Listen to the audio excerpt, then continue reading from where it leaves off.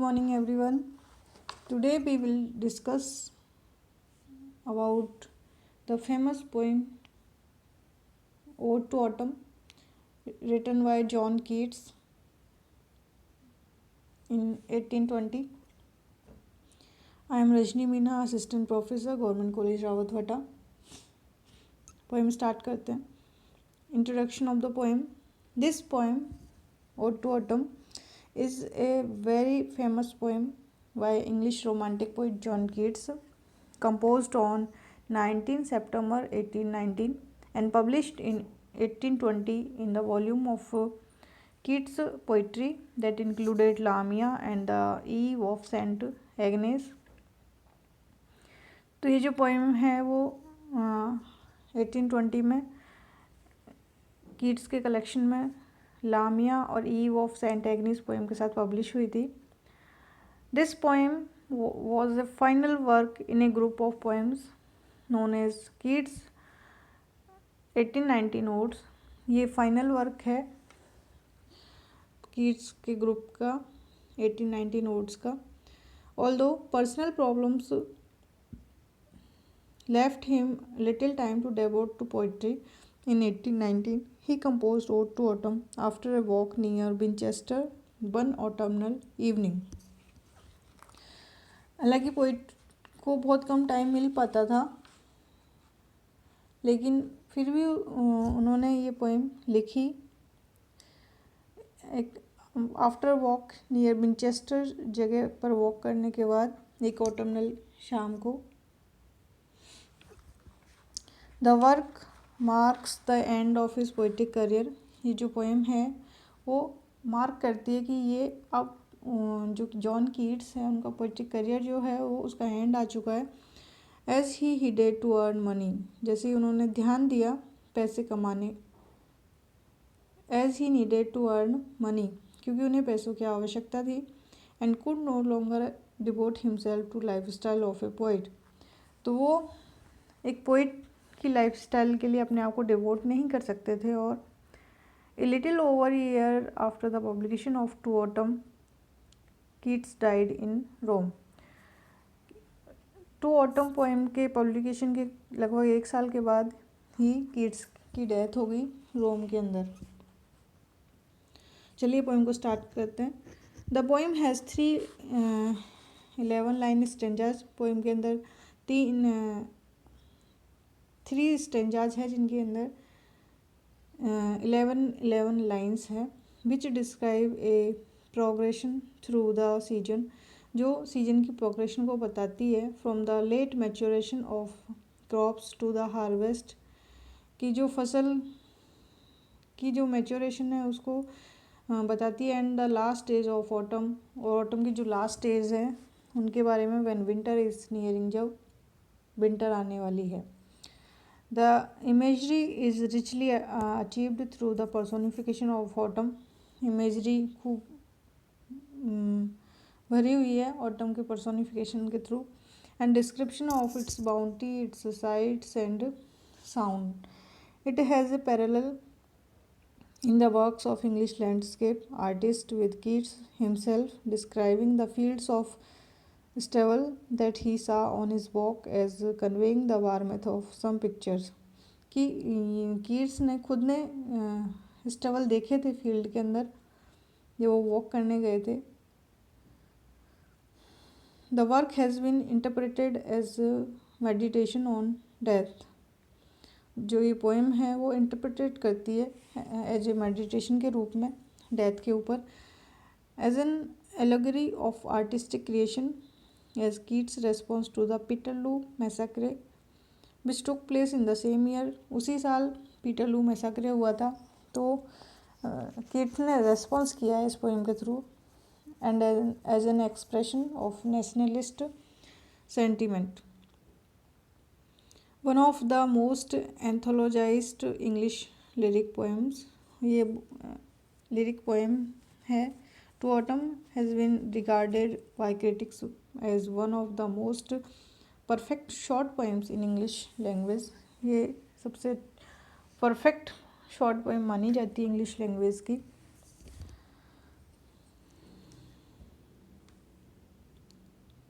Poems की line start करते हैं।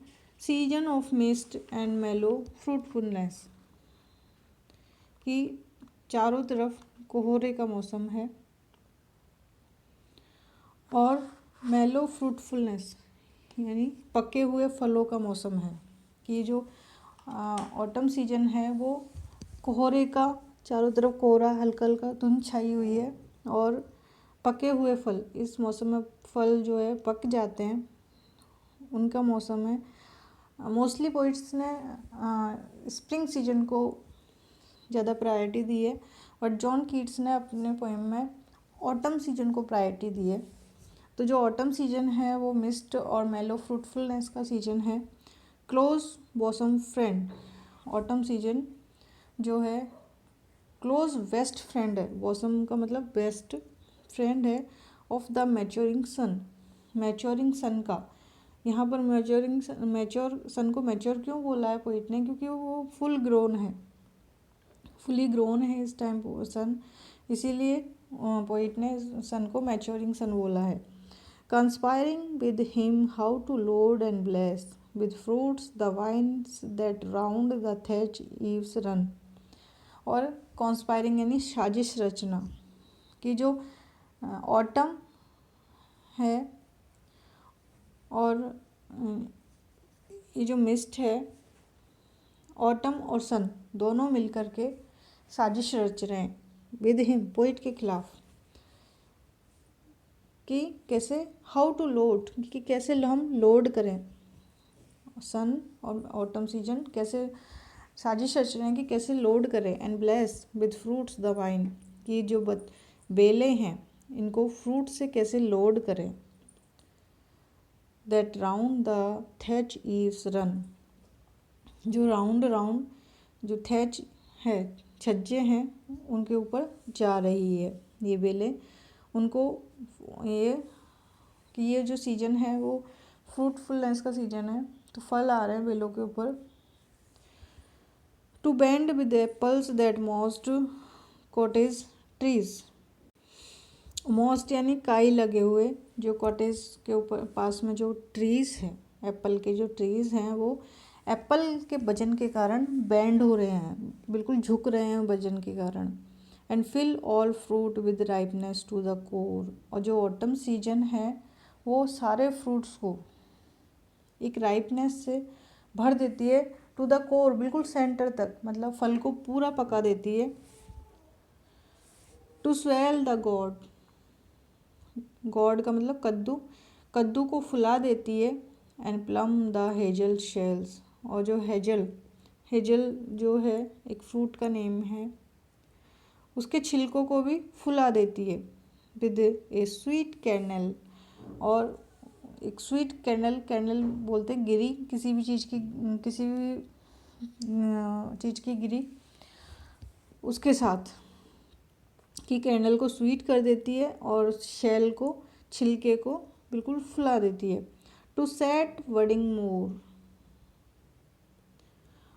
ये जो मौसम है वो खिलने, कलियाँ, बर्डिंग मतलब कलियाँ, सेट मोर का मतलब खिलने का मौसम है, कलियों के खिलने का मौसम है। एंड स्टिल मोर, और भी बहुत ज़्यादा। लेटर फ्लावर्स, कि जो फूल जो बाद में खिलते हैं।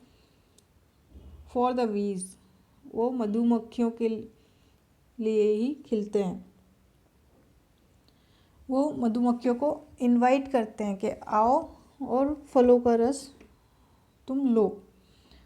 तो ये जो लेटर फ्लावर्स हैं वो बीज को इनवाइट करते हैं। Until they think without war days with never cease, जब तक कि ये जो वीज है, दे आया है वीज के लिए, कि जब तक कि ये जो वार्म डेज, वो जो मधुमक्खियाँ हैं वो ये सोचती हैं कि ये वार्म डेज कभी ख़त्म नहीं होंगे। For summer has over brimmed their clammy shells, क्योंकि जो समर सीजन है उसने क्लेमी यानी चिपचिपा, शेल्स उनके छत्ते, मधुमक्खियों के जो छत्ते हैं वो शहद के कारण चिपचिपे हो रहे हैं, बिल्कुल ऊपर तक भरे हुए हैं, ऊपर किनारे से भी ओवर ब्रिम हो रहे हैं, उनका शहद टपक रहा है, छत्ते बिल्कुल भर चुके हैं शहद के कारण, तो वो चिपचिपे हो रहे हैं। अब इस स्टेंजा में जो पोइट है वो यहाँ पर ऑटम सीजन की तुलना एक वुमेन से कर रहे हैं।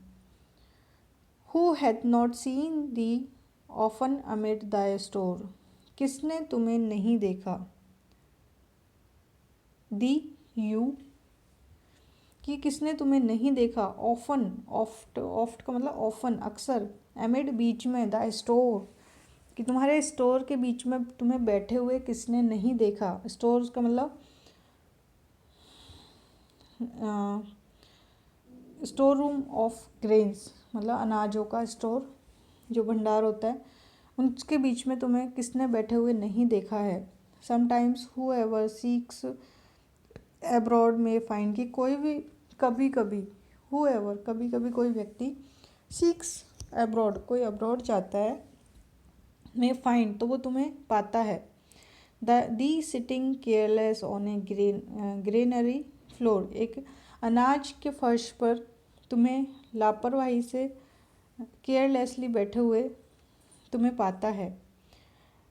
The hair soft lifted by the winnowing wind, winnowing का मतलब किसी चीज़ के फटकने से जो हल्की सी हवा होती है उसको बिनोइंग विंड बोलते हैं। तो वो जो विंड है वो हल्की सी हवा से तुम्हारे जो बाल है वो हल्के से ऊपर उड़ जाते हैं। और on A half ribbed furrow sound sleep, या फिर फरो का मतलब होता है खेतों में जो हल जोतते हैं तो उससे एक लाइन बनती जाती है, उसको फरो बोलते हैं। तो ये फरो जो हैं वो हाफ रिब्ड है, मतलब आधे कटे हुए हैं, उनके बीच में तुम्हें सोते हुए किसने नहीं देखा है, गहरी नींद में सोते हुए किसने नहीं देखा है। Drowsed with the fume of poppies, poppies नशे का पौधा होता है, नशे के लिए यूज़ किया जाता है इसके बीजों को, फूलों को। तो उस पॉपीज़ के खुशबू से जो है झपकियाँ तुम ले रही हो। वाइल दाई हुक, और जो तुम्हारा हुक है फसल काटने का जो औजार है, स्पेयर्स द नेक्स्ट स्वेथ, वो छोड़ देता है अगली स्वेथ को, लाइन को, स्वेथ का मतलब line. In all its twined flowers, क्योंकि ये जो लाइन है वो एक फूलों से ट्विन हो रही है, लिपटी हुई है। And sometimes like a gleaner thou dost keep, gleaner का मतलब होता है बीनना, जब फसल कट जाती है उसको इकट्ठा कर लिया जाता है तो उसके बाद उसके दाने जो है बालियाँ वो खेतों में गिर जाती है तो उसको फिर बाद में बीनते हैं। तो ये अब ग्लीनर का काम कर रही है ऑटम, कि ग्लीनर की तरह दाउ डोस्ट कीप, तुम रख रही हो स्टडी, स्टडी का मतलब बैलेंस बना रही हो, द लेडन हेड, कि जो तुम वो बीन रही हो उसको अपने सिर पर तुमने रख रखा है और उसको सिर पर रख करके उसमें बैलेंस बना रही हो कि ताकि वो नीचे ना गिर जाए। अक्रॉस ए ब्रूक, ब्रूक का मतलब छोटे से नाला खेत के अंदर जो बने होते हैं उसको तुम पार कर रही हो।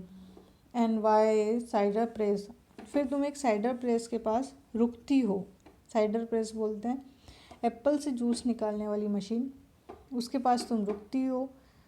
बाय विद पेशेंस लुक, और बहुत धैर्य के साथ, बहुत धीरज के साथ तुम उसको देखती हो। Thou watchest the last oozings hours by hours, कब तक देखती रहती हो, जब तक कि लास्ट ऊजिंग, ऊजिंग का मतलब ड्रॉप, जो एप्पल का जो जूस निकल रहा है उसकी जो लास्ट ड्रॉप जब तक को तुम घंटों तक देखती रहती हो, जब तक वो टपकता रहता है। अब इस नेक्स्ट स्टेंजा में पोइट सॉन्ग्स ऑफ स्प्रिंग के बारे में बात करता है कि अधिकतर पोइट ने स्प्रिंग के बारे में लिखा है, लेकिन जॉन कीट्स ने ऑटम के बारे में लिखा है। Where are the songs of spring, कि वो स्प्रिंग के सॉन्ग कहाँ हैं। ए वेयर आर दे, वो कहाँ हैं। थिंक नॉट ऑफ देम, उनके बारे में मत सोचो। Thou hast thy music too, तुम्हारा तो खुद का अपना एक म्यूजिक है। With ward clouds bloom the soft dying day, जो कि जब दिन ढलता है, सॉफ्ट डाइंग मतलब दिन ढलता है तो वो बादलों के बीच में आ जाता है। वार्ड मतलब बीच में आना, एंड ब्लूम और उनके बीच में वो चमकता है। And touch the stubble plains with rosy hue, और टच करता है, जो सूरज की किरणें हैं वो टच करती है स्टेबल प्लेन्स को, कि जो खेतों में जो स्टेबल है, डंठल बचे हुए हैं, उनको वो छूती है। विद रोजी हू, रोजी कलर के साथ। Then in a wailful choir the small gnats mourn,